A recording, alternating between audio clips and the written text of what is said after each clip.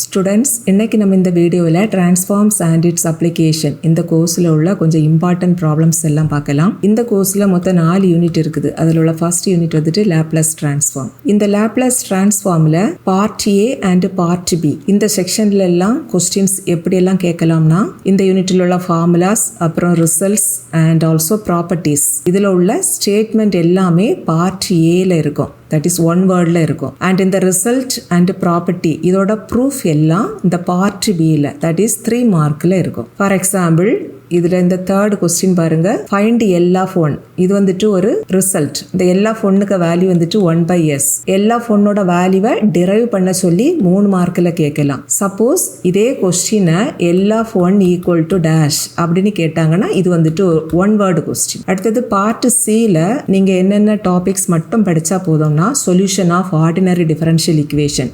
இந்த டாபிக் கண்டிப்பாக எல்லா கொஸ்டின் பேப்பர்லையும் இருக்கும். ஸோ இதை கண்டிப்பாக படிச்சிருங்க. அதே போல தான் இந்த கன்வல்யூஷன் தியரம் யூஸ் பண்ணி எல் இன்வர்ஸ் கண்டுபிடிக்கக்கூடிய அந்த மெத்தட், இதுவும் எல்லா கொஸ்டின் பேப்பர்லையும் இருக்கும். ஸோ இதுவும் ரொம்ப இம்பார்ட்டண்ட். சப்போஸ் உங்களால் முடிஞ்சுது அப்படின்னாக்க பீரியாடிக் ஃபங்க்ஷனோட லேப்லஸ் டிரான்ஸ்ஃபார்ம் கண்டுபிடிக்கக்கூடிய அந்த டாப்பிக்கில் உள்ள ப்ராப்ளம்ஸ் இதையும் பாருங்க. பிகாஸ் 90% ஆஃப் கொஸ்டின் பேப்பர்ஸில் இந்த டாப்பிக்லேயும் ப்ராப்ளம்ஸ் இருக்கும். இதில் இந்த ஃபர்ஸ்ட் 2 டைப்பில் சில டைம் ஒரே பார்ட்டில் கேட்டுருவாங்க, சில டைம் எய்தர் ஆர் பார்ட்டில் தான் இருக்கும். அப்படிப்பட்ட கேஸில் நீங்கள் இந்த பீரியாடிக் ஃபங்க்ஷனோட லேப்லஸ் டிரான்ஸ்ஃபார்ம் கண்டுபிடிக்கக்கூடிய மெத்தட் படிச்சிருந்தீங்கன்னாக்க உங்களுக்கு யூஸ்ஃபுல்லாக இருக்கும், ஃபுல் மார்க்கும் கிடைச்சிரும். அண்ட் இங்கே நீங்கள் solution of ordinary differential equation இந்த ப்ராப்ளம் சால்வ் பண்ணுறப்ப உங்களுக்கு பார்ஷியல் ஃப்ராக்ஷன் மெத்தட் யூஸ் பண்ணி எல் இன்வர்ஸ் கண்டுபிடிக்கிற மெத்தட் யூஸ் ஆகும். அண்ட் இந்த பார்ஷியல் ஃப்ராக்ஷன் மெத்தட் வந்துட்டு ஆல்ரெடி நீங்கள் ஸ்கூல் டேஸ்லேயே தரவாக படிச்சிருக்கிறதுனால உங்களுக்கு இந்த மெத்தடும் ஈஸியாக தான் இருக்கும். ஸோ இந்த மெத்தடையும் முடிஞ்ச அளவு எல்லாரும் படிச்சிருங்க. சப்போஸ் உங்களுக்கு இவ்வளவும் படிக்க முடியலை, எங்களுக்கு ஜஸ்ட் பாஸ் பண்ணால் மட்டும் போதும் அப்படின்னு ஃபீல் பண்ணுறவங்க இதில் உள்ள இந்த ஃபர்ஸ்ட் டாப்பிக்கை மட்டும் படிங்க, solution of ordinary differential equation. But இந்த ப்ராப்ளம் செய்யறதுக்கு இந்த பார்ஷியல் ஃப்ராக்ஷன் மெத்தட் யூஸ் ஆகும். ஸோ இந்த 2 மெத்தடையுமாவது கண்டிப்பாக எல்லாரும் படிச்சிருங்க. நெக்ஸ்ட் வந்துட்டு இந்த யூனிட்ல ரிப்பீட்டடாக பார்ட் ஏ பியில் கேட்கக்கூடிய கொஞ்சம் கொஸ்டின்ஸ் பார்க்கலாம். இதில் இருக்குது பாருங்க, இந்த கொஸ்டின்ஸ் தான் மோஸ்ட்லி ரிப்பீட்டடாக கேட்கக்கூடிய கொஸ்டின்ஸ். ஜஸ்ட் இது எல்லாத்தையும் அப்படியே கொஞ்சம் கோ த்ரூ பண்ணுங்க. நெக்ஸ்ட் வந்துட்டு ஓல்டு ரெகுலேஷனில் இந்த யூனிட்ல இருந்து பழைய செமஸ்டரில் கேட்ட கொஞ்சம் கொஸ்டின்ஸ் பார்க்கலாம். இது எல்லாமே part A part B questions தான். கொஞ்சம் அப்படியே கோ த்ரூ பண்ணுங்க, உங்களுக்கு இன்னும் கொஞ்சம் ஐடியா கிடைக்கும். நெக்ஸ்ட் வந்துட்டு பார்ட் சியில் இந்த யூனிட்ல கேட்டிருந்த கொஞ்சம் கொஸ்டின்ஸ். இது வந்துட்டு ஒரு செட் ஆஃப் கொஸ்டின். இங்கே கன்வல்யூஷன் தியரம் யூஸ் பண்ணி வரக்கூடிய ப்ராப்ளம் இருக்குது, ஆர்டினரி டிஃபரன்ஷியல் ஈக்குவேஷனோட சொல்யூஷன் கண்டுபிடிக்கிற ப்ராப்ளம் இருக்குது, அப்புறம் பீரியாடிக் ஃபங்க்ஷன் அதோட லேப்லஸ் டிரான்ஸ்ஃபார்ம் கண்டுபிடிக்கக்கூடிய ப்ராப்ளம் இருக்குது. 3 ப்ராப்ளமுமே இருக்குது. இதே போல் அடுத்தடுத்த செட் கொஸ்டின்ஸ் அப்படி கோ த்ரூ பண்ணுங்க. எல்லா கொஸ்டின்லையும் கண்டிப்பாக கன்வல்யூஷன் மெத்தட் யூஸ் பண்ணுற ப்ராப்ளம் இருக்கும், ஆர்டினரி டிஃபரன்ஷியல் ஈக்குவேஷனோட சொல்யூஷன் கண்டுபிடிக்கிற ப்ராப்ளம் இருக்கும், அப்புறம் மோஸ்ட் ஆஃப் தி கொஸ்டினில் பீரியாடிக் ஃபங்க்ஷனோட லேப்லஸ் டிரான்ஸ்ஃபார்ம் கண்டுபிடிக்கிற ப்ராப்ளமும் இருக்கும். ஸோ முடிஞ்ச அளவு இந்த யூனிட்டில் இந்த 3 டாப்பிக்கையும் கண்டிப்பாக படிக்க பாருங்கள்.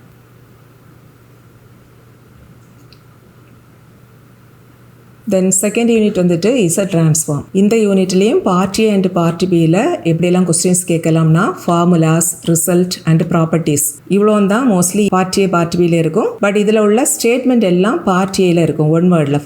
தட் இஸ் ரிசல்ட்டோட லெஃப்ட் சைடுக்கு வேல்யூ கொடுத்துட்டு ரைட் சைடுக்கு வேல்யூ என்ன அப்படின்னு ஃபில்லப் போல கேட்கலாம். அல்லது ப்ராப்பர்ட்டிஸோட நேம் கொடுத்துட்டு அந்த ப்ராப்பர்ட்டிஸோட ஸ்டேட்மெண்ட் என்ன அப்படின்னு ஒன் வேர்டில் கேட்கலாம். அண்ட் இந்த ரிசல்ட் அண்ட் ப்ராப்பர்ட்டி இதோட ப்ரூஃப் எல்லாம் வந்துட்டு பார்ட் பியில் இருக்கும். அதுக்கப்புறம் இந்த பார்ட் சியில் இங்கே நீங்கள் 2 டாபிக் படித்தா போதும். இதெல்லாம்னாக்க இசட் டிரான்ஸ்ஃபார்ம் யூஸ் பண்ணி ஒரு டிஃபரன்ஸ் ஈக்குவேஷனோட சொல்யூஷன் கண்டுபிடிக்கிற அந்த டைப்பில் உள்ள ப்ராப்ளம், அப்புறம் கன்வல்யூஷன் தியரம் யூஸ் பண்ணி இசட் இன்வர்ஸ் கண்டுபிடிக்கக்கூடிய ப்ராப்ளம்ஸ்.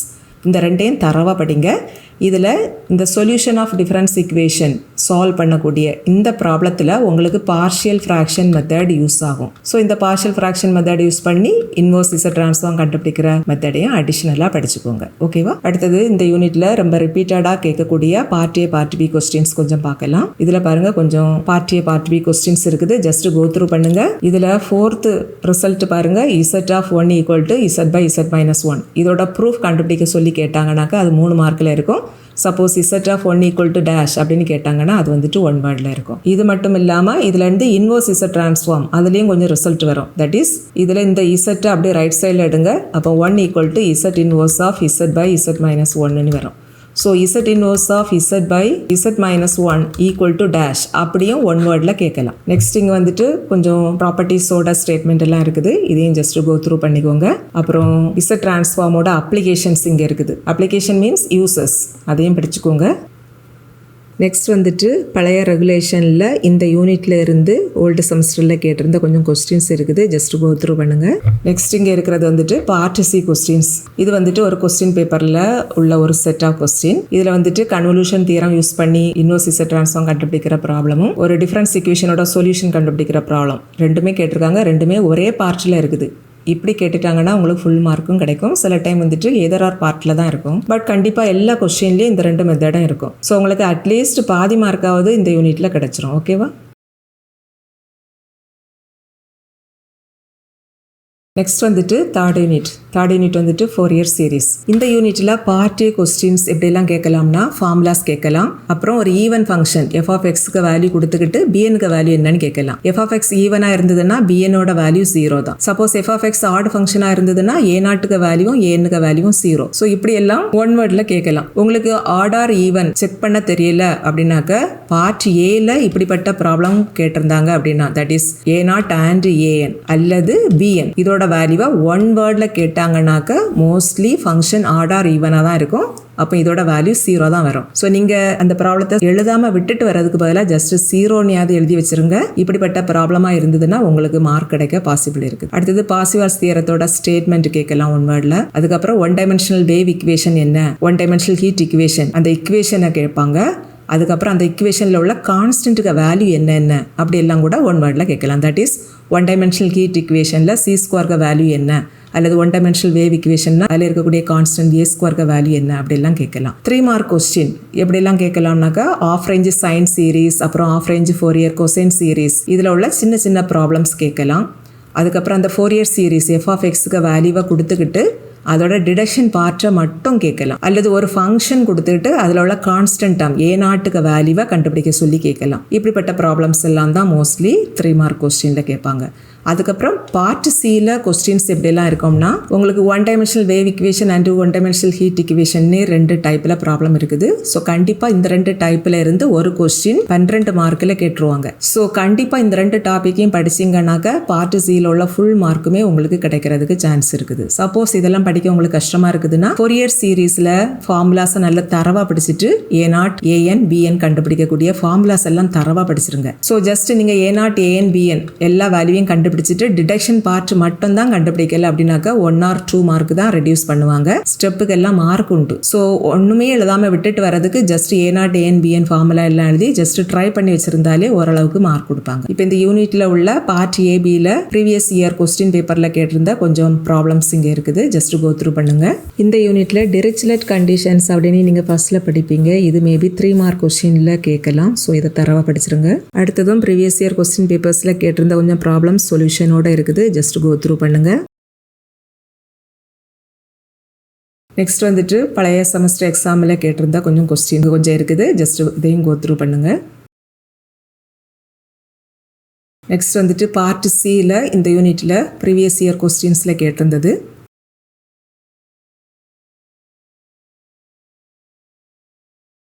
இதில் வந்துட்டு கொஸ்டின் பாருங்கள், ஒன் டைமென்ஷனல் வேவ் இக்குவேஷனில் உள்ள ஒரு கொஸ்டினும் ஒன் டைமென்ஷனல் ஹீட் இக்குவேஷனில் உள்ள ஒரு கொஸ்டினும் ஏதர் ஆர் பார்ட்டில் இருக்குது. இப்படி உங்களுக்கு கேட்க மாட்டாங்க. ஓல்டு ரெகுலேஷனில் எல்லாம் இந்த one dimensional wave and one dimensional heat வந்துட்டு தனி யூனிட்டாக இருந்தது. 4 இயர் சீரீஸ் வந்துட்டு இன்னொரு தனி யூனிட்டாக இருந்தது. அதனால தான் இங்கே வந்துட்டு 2 பார்ட்லேயும் சேம் டைப்பில் உள்ள ப்ராப்ளம் இருக்குது. பட் உங்களுக்கு அப்படி இல்லை, 2ம் கம்பைன்ட் ஆகி இருக்கிறதுனால இந்த 2 டாப்பிக்லேருந்து ஏதாவது ஒரு கொஸ்டின் தான் உங்களுக்கு இருக்கும். அடுத்த சாய்ஸில் 4 இயர் சீரீஸில் உள்ள ப்ராப்ளம் தான் இருக்கும்.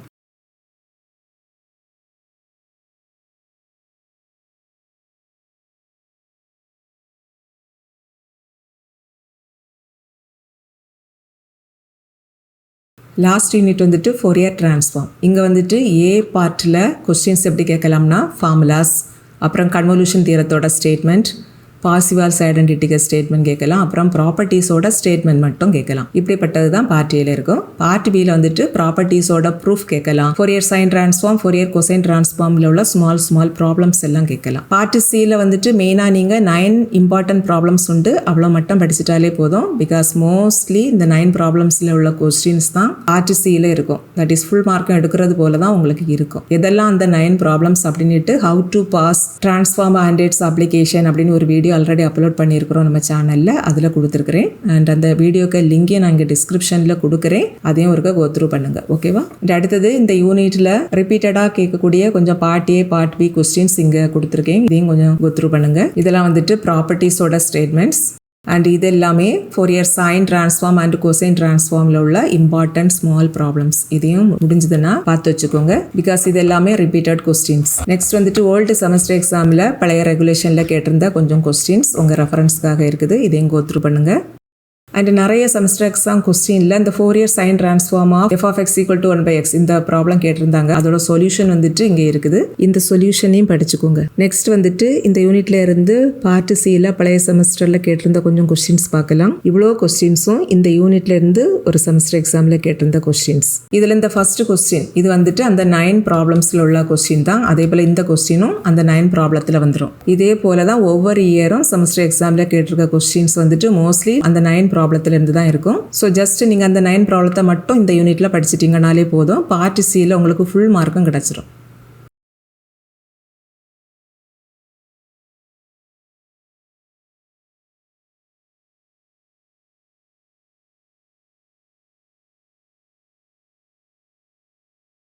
இந்த வீடியோவில் மென்ஷன் பண்ணியிருக்கிற டாபிக்ஸ் மட்டும் நீங்கள் ஜஸ்ட் படித்தாலே நல்ல மார்க்கோட பாஸ் பண்ணலாம். இந்த வீடியோட PDF லிங்கை நான் டிஸ்கிரிப்ஷனில் கொடுக்குறேன், தேவைப்படுறவங்க யூஸ் பண்ணிக்கோங்க.